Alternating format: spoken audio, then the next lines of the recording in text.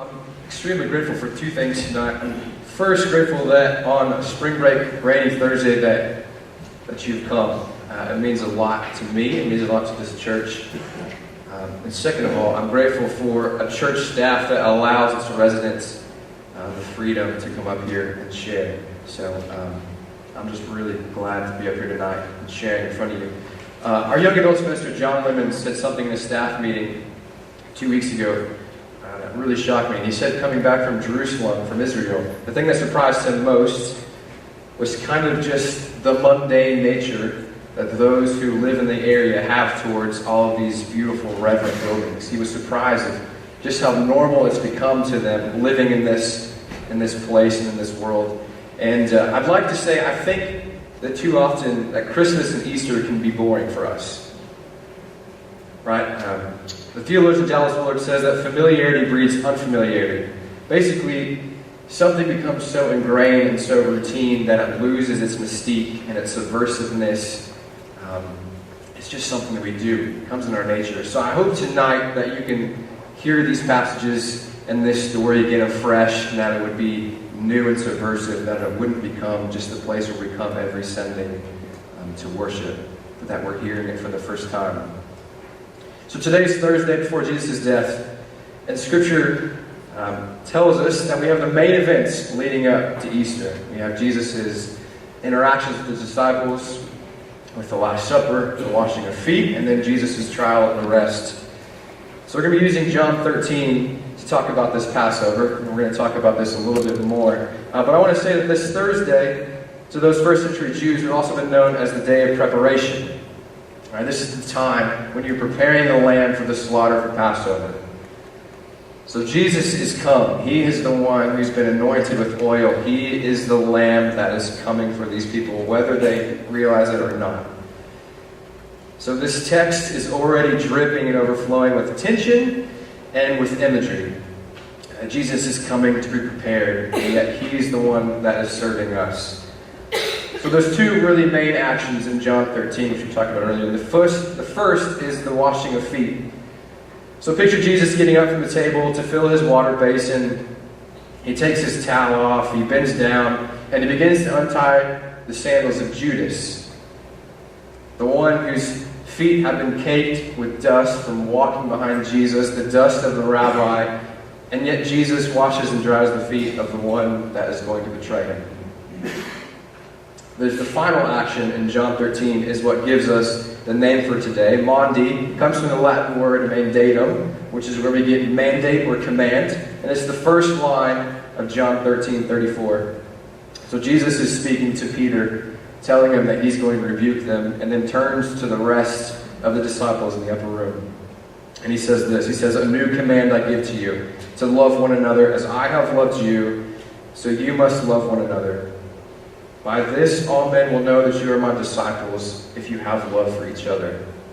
So this is the new command. This is Maundy, the mandate. In Greek, this word is emphatic. If you are in the Explorer Sunday School class, you know that I like my Greek and my Hebrew. This is a really interesting phrase. It's also interesting enough, it's the only time that Jesus uses the word new in his entire ministry recorded in the Bible. So this is important. It's supposed to stick out to us. It's supposed to be there like a blaring red light, showing us in the face that we need to hear this. It's got to be important. And it's interesting enough, though, that you are coming to hear a discussion on love from a 27-year-old who's unmarried. So I take that with a grain of salt. But to me, the command to love, it's not new. It's old. Right? And even in the Old Testament, this is theologically true. The command to love one another is literally one of our 10 Commandments.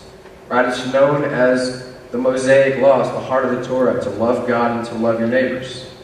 So this command isn't new, at least in my eyes, but it is new to those who are hearing it with Jesus' disciples. And it's new for two reasons. So the first one, Jesus says this. He says to his disciples to love one another.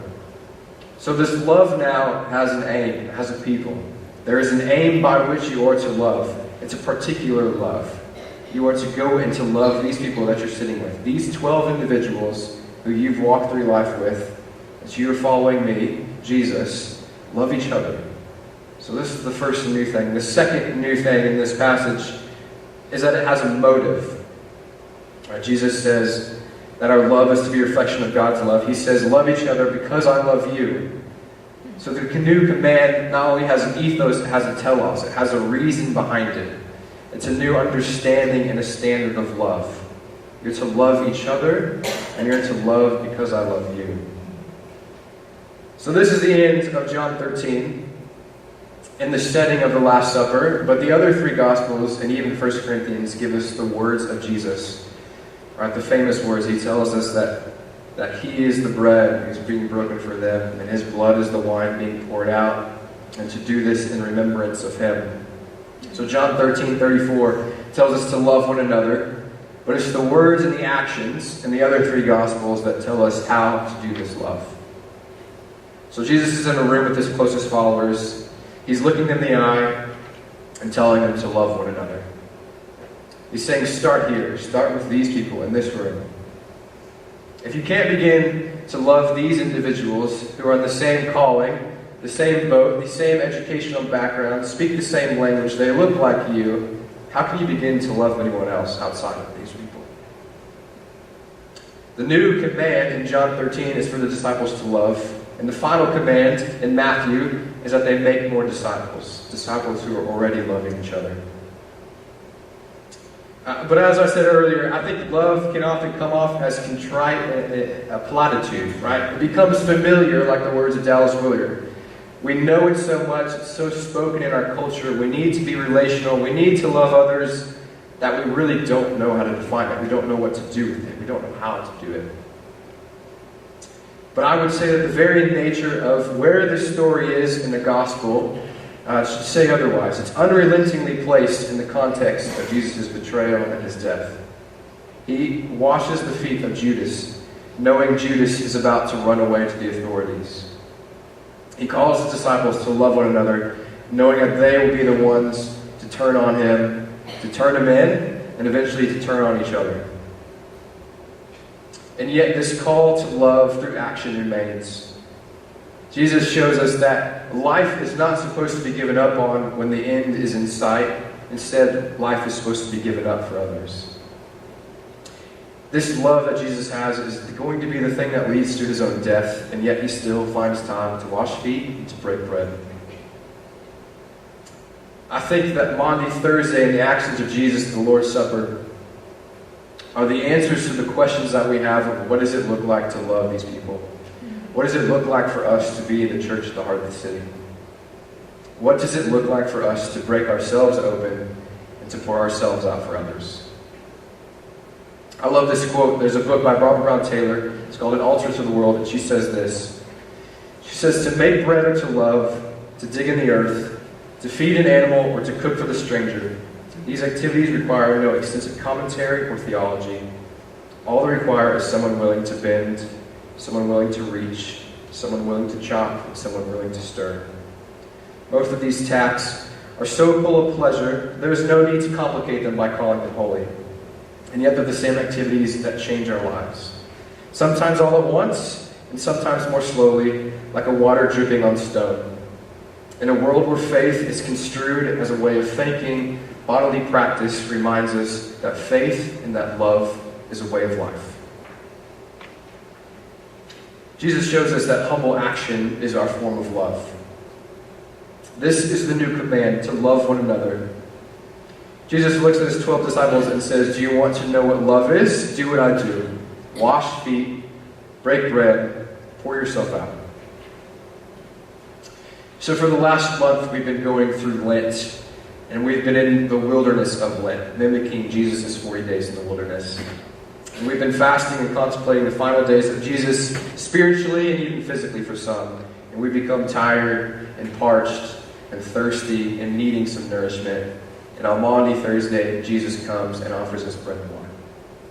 The baby born in Bethlehem, the bread of life, breaks His own body and pours Himself out that we might begin to have life.